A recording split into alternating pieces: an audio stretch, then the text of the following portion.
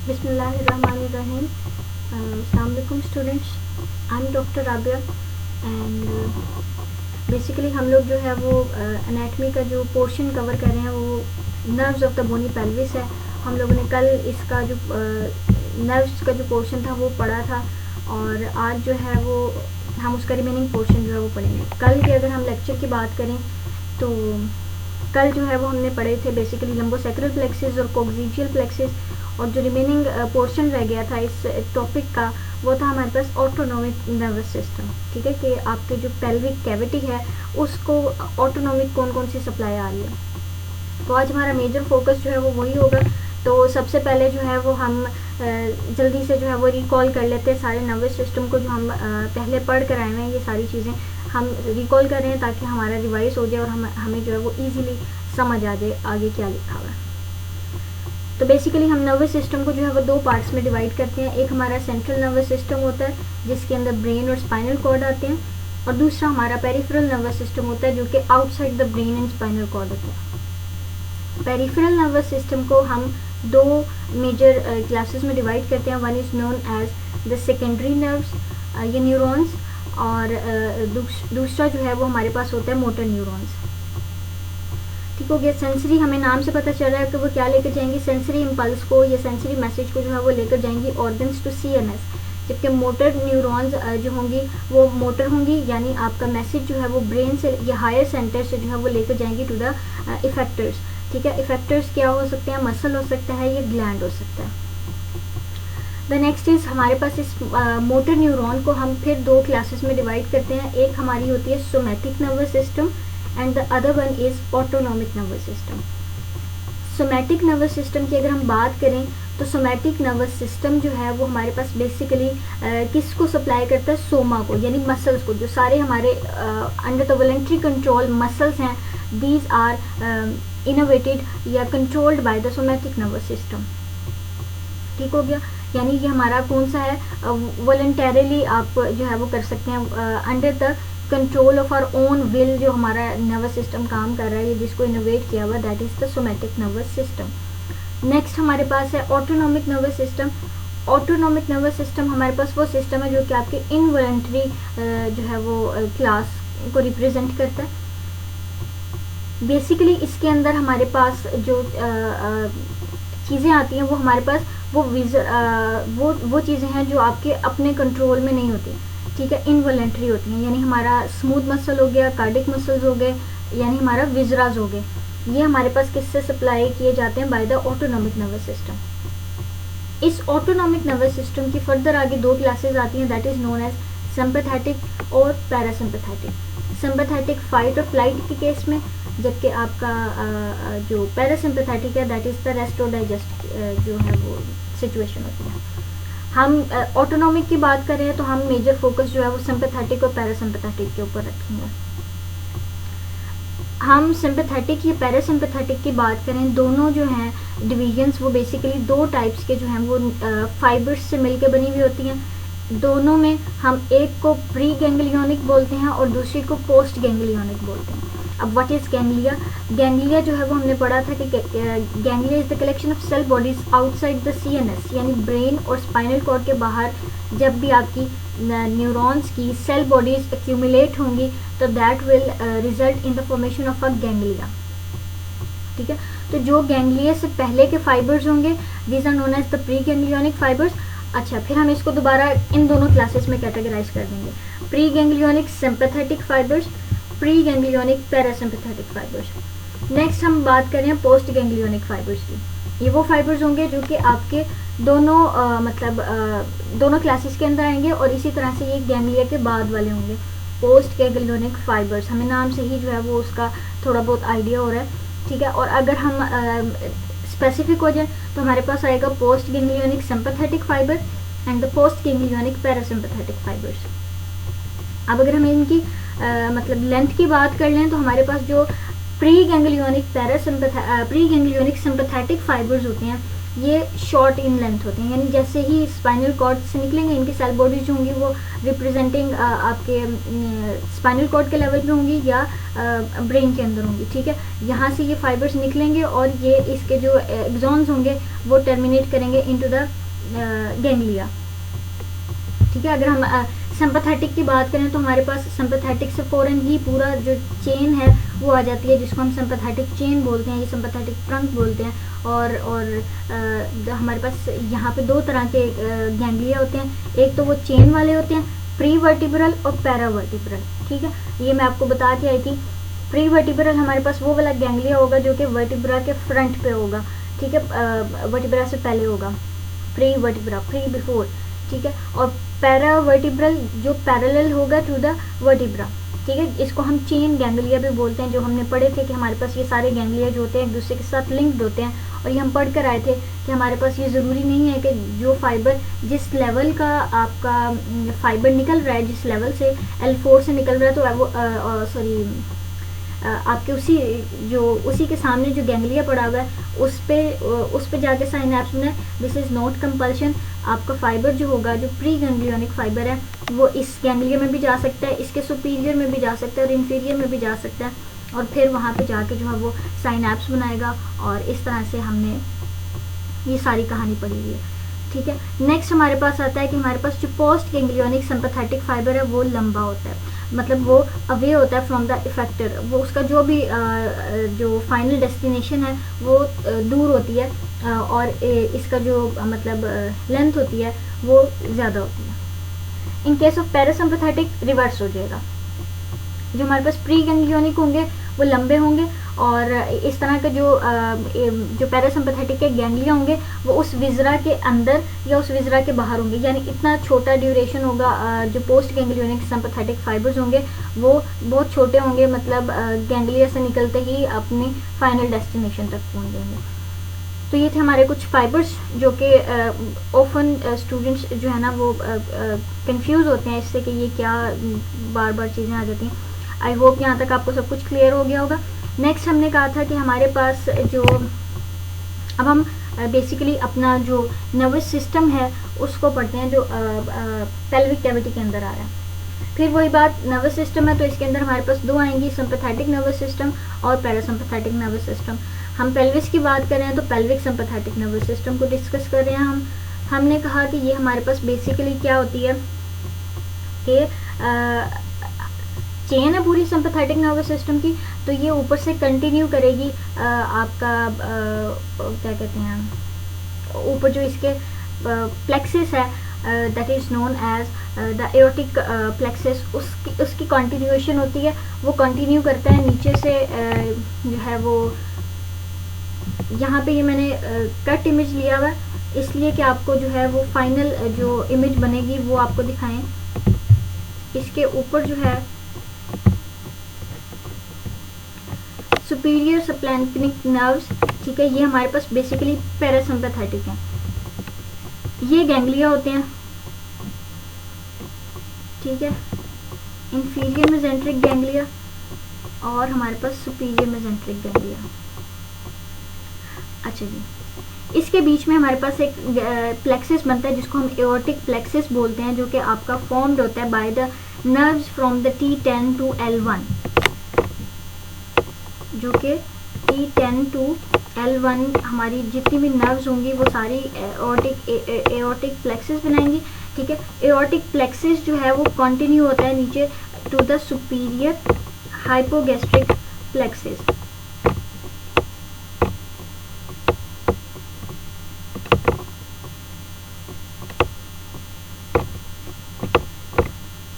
Okay, हम बात करें sympathetic pelvic sympathetic nervous system की, तो हमने कहा कि ये हमारे पास बेसिकली कॉन्टिन्यूएशन है, ऊपर जो पूरी चेन चलती आ रही है वही नीचे कंटिन्यू होती है, और ये बेसिकली हमारे पास एक लेवल के ऊपर होती है, वो मैं भी बताती हूँ कि कौन सा लेवल है।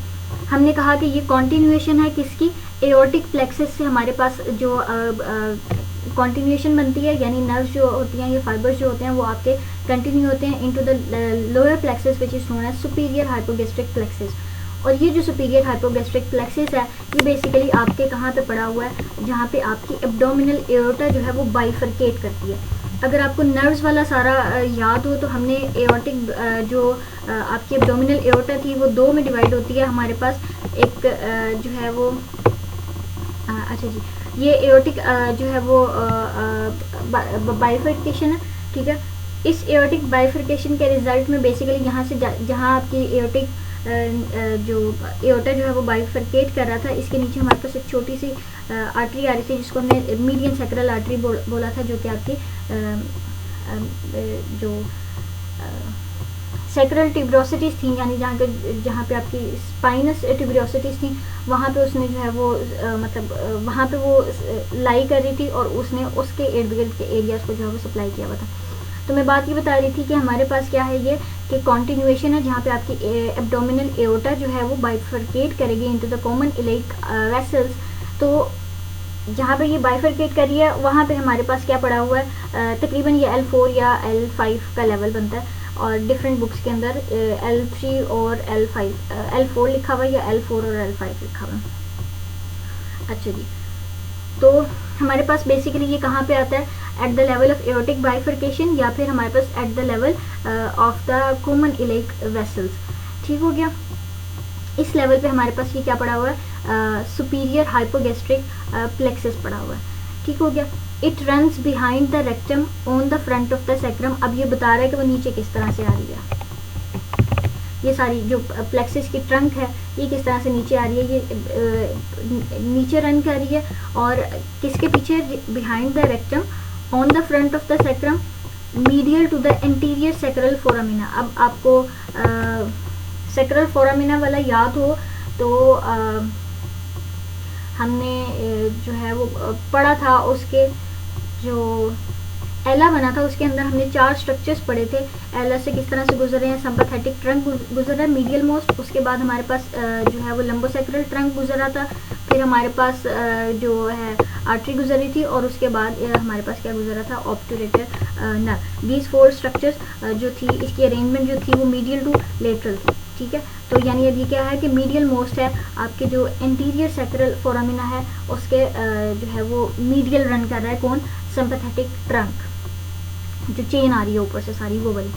अब वो कहते हैं कि हमारे पास ये जो दोनों चेन्स हैं, जो राइट साइड के गैंग्लिया का चेन होगी और जो लेफ्ट साइड के गैंग्लिया की चेन होगी, इन द सैक्रल पोर्शन वो बेसिकली यूनाइट करती है in the front of the coccyx to form the small ganglion impar in center. ठीक है, यानी अब हमने क्या देखा कि हमारे पास ये जो सैक्रल आपके जो प्लेक्सस होंगे, सॉरी गैंग्लिया होंगे, वो क्या करेंगे, आहिस्ता आहिस्ता जो होंगे वो मिड लाइन की तरफ मूव करते रहेंगे और एट द फाइनल टर्म जो है वो एंड पे क्या हो जाएंगे, फ्यूज कर जाएंगे at ganglia which is known as impar ganglia. ठीक है, वो आपकी सेंटर में आएगा।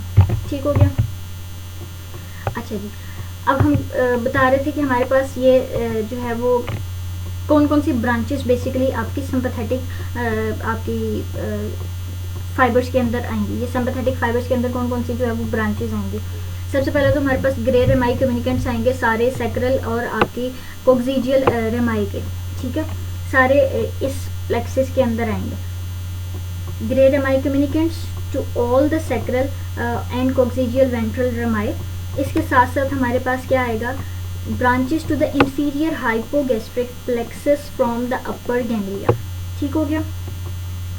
बेसिकली ये कहानी इस तरह से है कि अभी आप ये याद मतलब अभी ये पढ़ लें, मैं आपको अभी आगे बताती हूँ कि इंफीरियर हाइपोगैस्ट्रिक प्लेक्सस क्या है। तो अपर गैंग्लिया से जो है वो हमारे पास क्या किसको ब्रांच जाएगी, इंफीरियर हाइपोगैस्ट्रिक प्लेक्सस को। नेक्स्ट हमारे पास है लोअर गैंग्लिया से क्या जाएगी, मीडियन सैक्रल आर्टरी को ब्रांच जाएगी। लोअर गैंग्लिया से हमारे पास किसको ब्रांच जाएगी, रेक्टम को ब्रांच जाएगी। इसके अलावा हमारे पास ब्रांच जाएगी to the glomus coccygeum muscle from the ganglion इम्पार।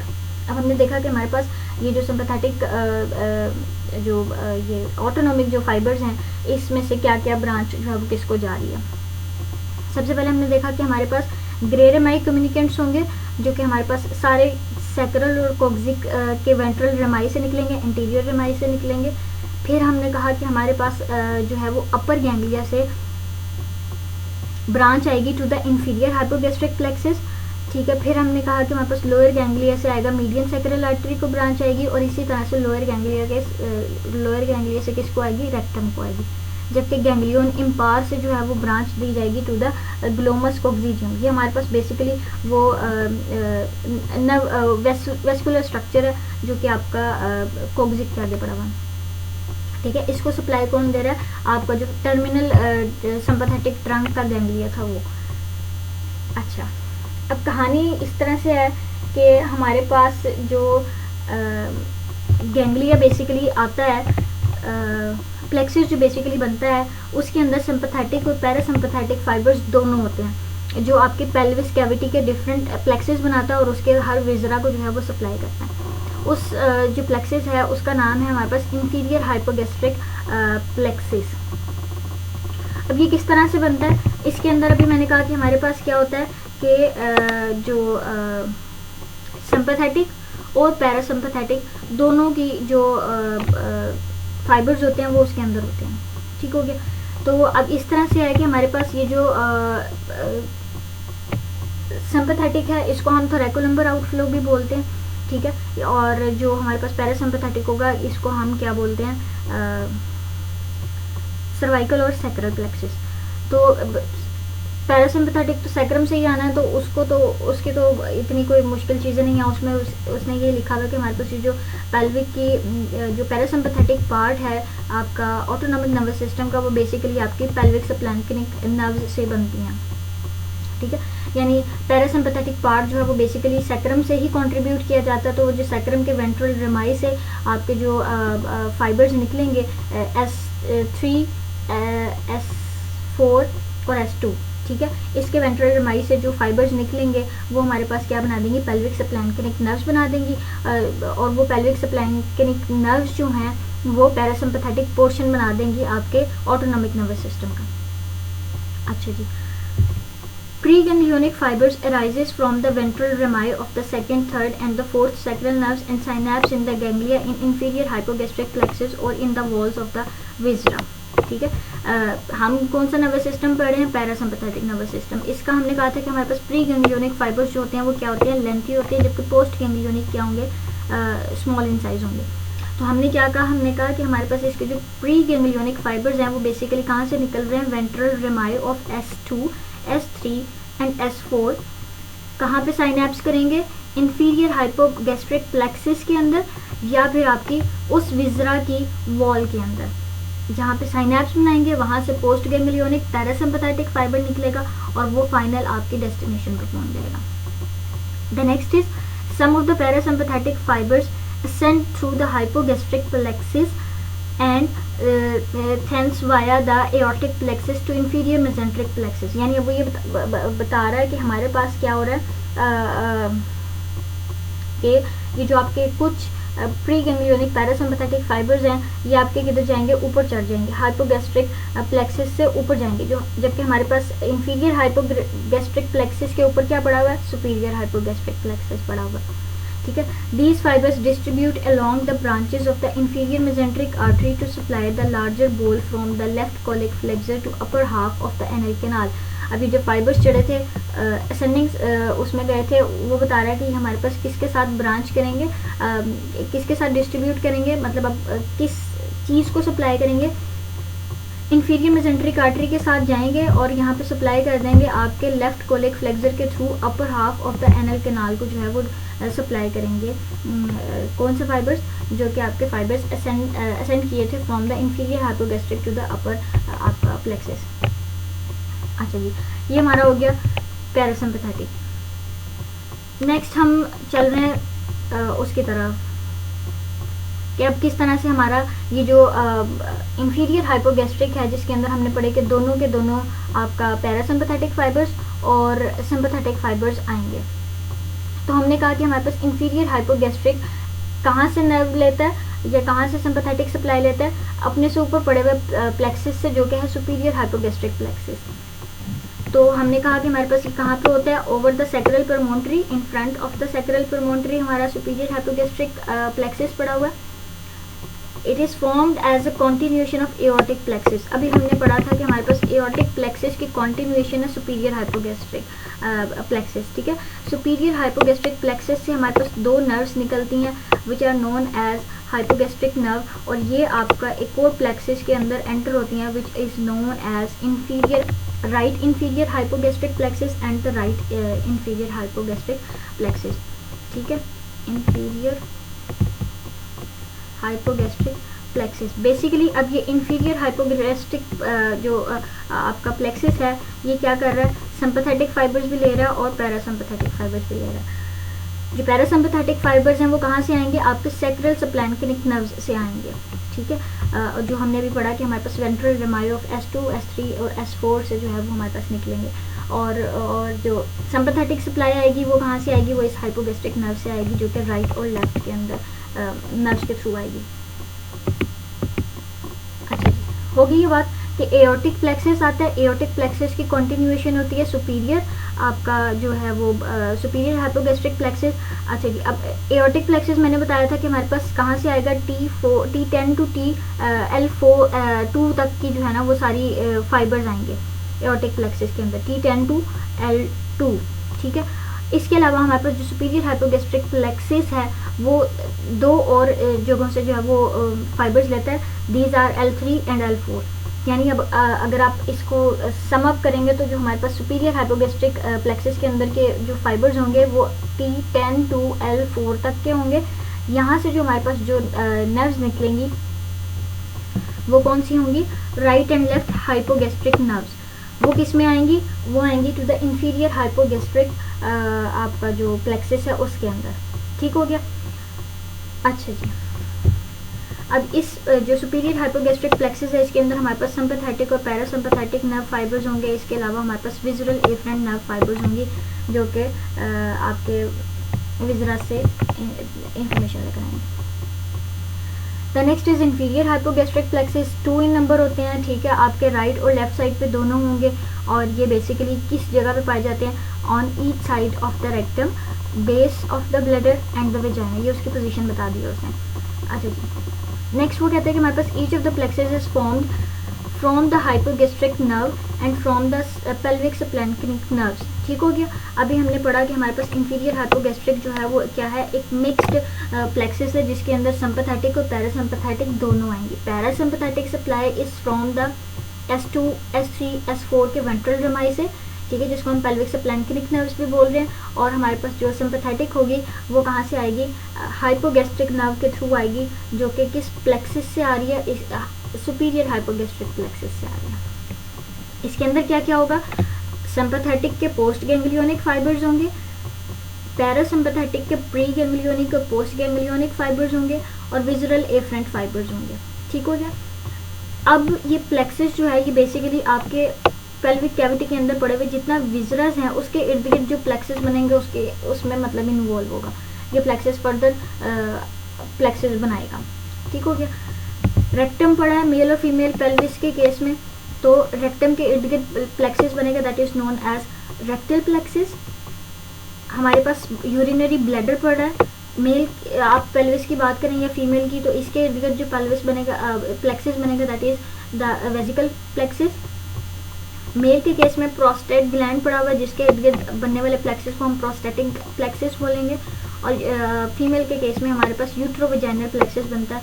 और ये सारे प्लेक्सिस जो हैं बेसिकली क्या होते हैं, इनके अंदर मिक्स्ड ऑटोनोमिक नर्व्स होते हैं। मिक्स्ड ऑटोनोमिक नर्व्स का मतलब सिंपैथेटिक पैरासिम्पैथेटिक दोनों होंगी।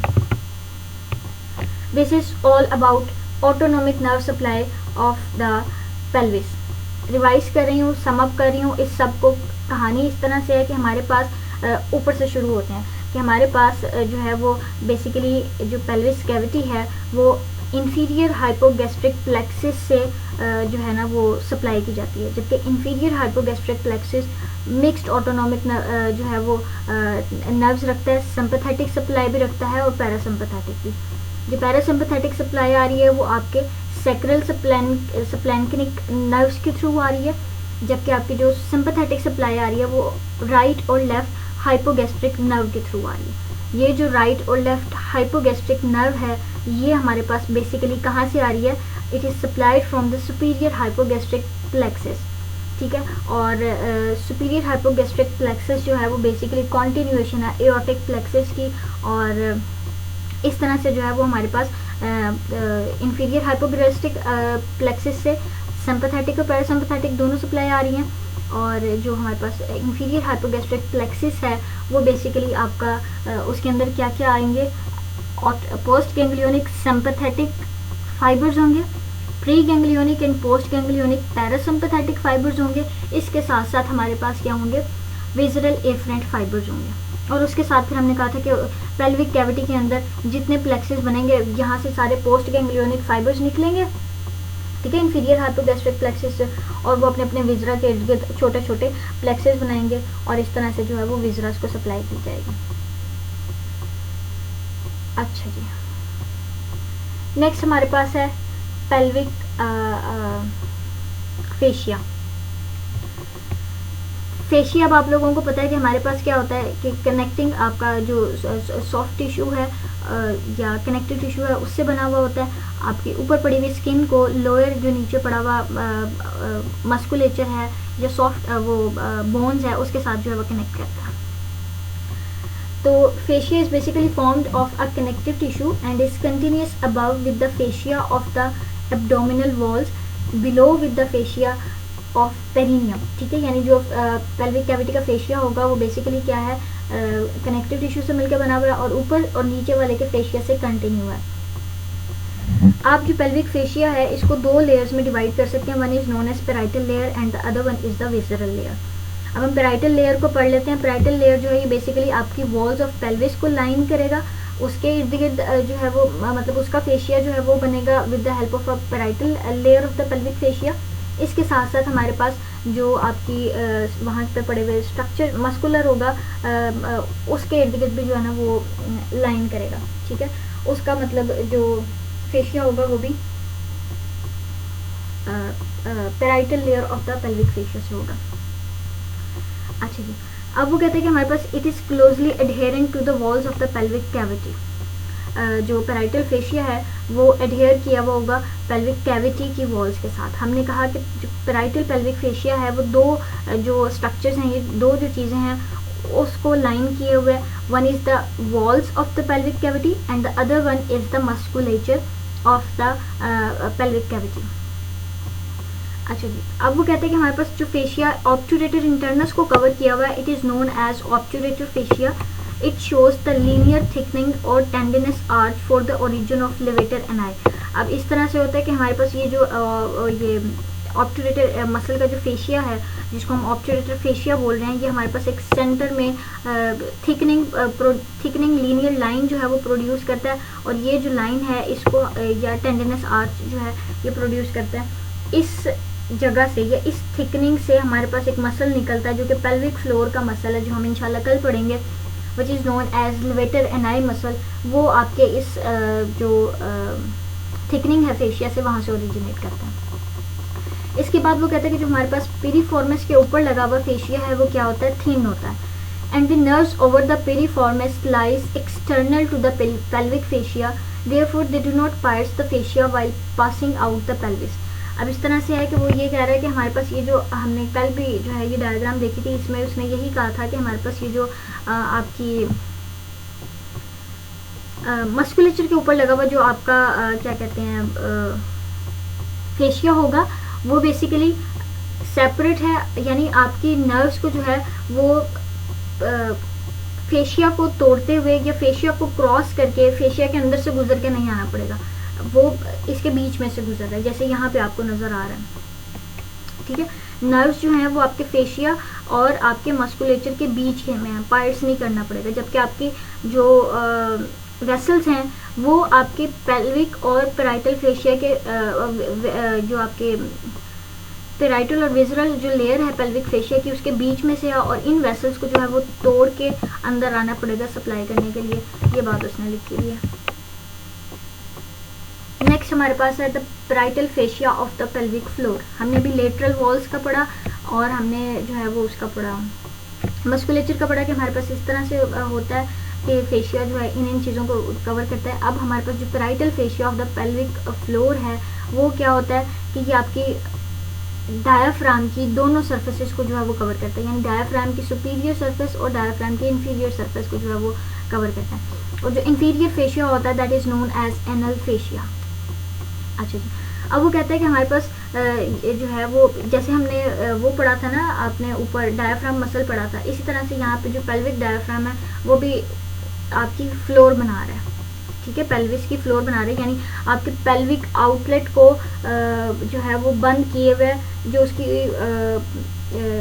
ओपनिंग थी, पेल्विक आउटलेट की जो ओपनिंग थी वो कवर्ड हुई है by the muscles which are known as the pelvic diaphragm muscles. अच्छा जी, नेक्स्ट वो यही कहता है कि हमारे पास ये जो पेल्विक डायाफ्राम के अंदर जहाँ पे ओपनिंग होती है वहाँ पे आपका जो डायाफ्राम है वो डेफिशिएंट होता है, उन जगहों पे आपकी जो पेराइटल पेल्विक फेशिया है वो कंटिन्यू होती है with the fascia of the inferior surface of the pelvic diaphragm in the perineum, ठीक है, यानी यहाँ पे दो फेशिया जो है वो कंटिन्यू कर रहे हैं, वो जगह जहाँ पे पेल्विक डायाफ्राम की वो जगह जहाँ पे आपका जो मस्कुलेचर होगा डायाफ्राम का वो एब्सेंट होगा, यानी वो ओपनिंग होगी, आपकी ओपनिंग टू द एक्सटीरियर जो जगह होंगी वहाँ पे डायाफ्राम नहीं होगा, और उन जगहों पे जो फेशिया होगा parietal fascia of the pelvic floor and the fascia of the perineum, ठीक है, यानी इंफीरियर सरफेस का जो फेशिया होगा वो आपके क्या करेंगे, कंटिन्यू करेंगे इस ओपनिंग के थ्रू। नेक्स्ट वो कहता है कि हमारे पास in general the fascia of the pelvic floor जो होता है वो लूजली अरेंज्ड होता है between the peritoneum and the pelvic floor.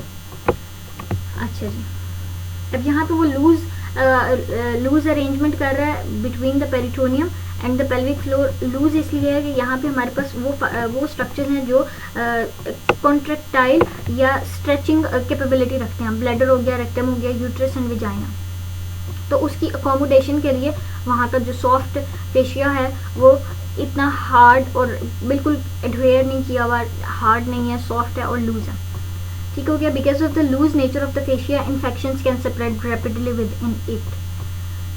The fascia is condensed at some places to form the fibromuscular ligaments which support the pelvic viscera, ठीक है, कुछ ऐसी जगह होंगी जहाँ पे आपका फेशिया जो होगा वो कंडेंस हुआ होगा, थिक हुआ होगा, और उसकी थिकनेस जो है वो प्रोवाइड करेगी support to the pelvic viscera. The next is हमारे पास visceral layer of the pelvic fascia.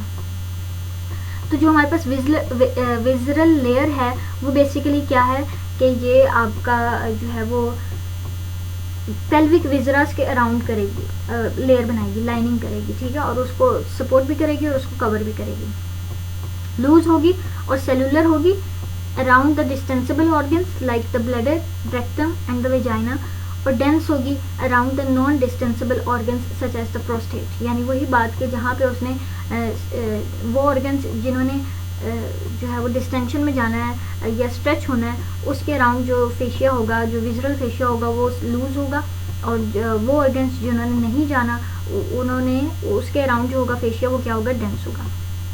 The visual layer is attached along the line extending from the middle of the back of pubis to ischial spine, ठीक है। अब ये visual layer का बता रहा है कि हमारे पास उस लाइन के अलोंग एक्सटेंड की हुई है जो कि आपकी जो middle of the back of the pubis है, प्यूबिस से लेके ischial स्पाइन तक जो है वो हमारे पास विजुअल लेयर जो है वो है, ठीक है। In certain locations the fascia thickens and form the facial ligaments which are named according to their attachments, for example pubovesical ligament and sacrocervical ligament। वो कहते हैं कि हमारे पास कुछ ऐसी जगह हैं जहाँ पे आपका जो फेशिया है वो क्या हो जाएगा, थिक हो जाएगा, और वहाँ पे क्या हो जाएगा, एक लिगामेंट जो है वो फेशियल लिगामेंट बना देगा। जैसे हमारे पास प्यूबोवेजिकल लिगामेंट है और उसने कहा कि हम इसको नाम देते हैं अकॉर्डिंग टू देयर अटैचमेंट्स। अब प्यूबोवेजिकल है मतलब प्यूबिस और आपका क्या कहते हैं उसको, यूरिनरी ब्लैडर, उसको कनेक्ट करेगा, ठीक है। और इसी तरह से ये जो स्ट्रक्चर्स हैं जो आपके फेशियल लिगामेंट्स हैं ये बेसिकली आपको सपोर्ट प्रोवाइड करते हैं। दिस इज़ अबाउट आपका pelvic fascia and the autonomic supply of the pelvic cavity. Autonomic supply में हमने देखा कि हमारे पास सिंपैथेटिक और पैरासिम्पैथेटिक दोनों हैं। फेशिया के केस में हमने देखा कि इसकी दो लेयर्स हैं, पेराइटल और विजरल। पेराइटल के केस में हमने कहा कि ये वॉल आपकी वॉल्स जो हैं और मसल्स हैं उसको भी लाइन करता है। इसके साथ साथ आपका जो पेल्विक फ्लोर है, जो इंशाल्लाह हम कल पढ़ेंगे, उसको भी जो है वो लाइन करता है। और विजरल हमने कहा कि हमारे पास विजरास के अराउंड है, थिक होगा कहीं, और वहाँ पे थिक, उसकी जो थिकनेस है वो लिगामेंट बनाएगी और उस लिगामेंट को हम उसके अकॉर्डिंग नाम देंगे।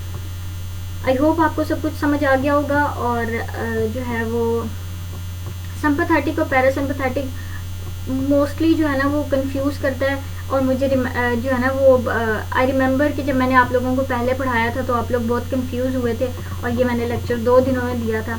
आई होप कि अब आपको क्लियर हो गया होगा, लेकिन अगर नहीं हुआ तो आप लोग मुझसे पूछ लेना और हम जो है इसको दोबारा टाइम दे सकते हैं। ठीक है, थैंक यू जी, अल्लाह हाफिज़।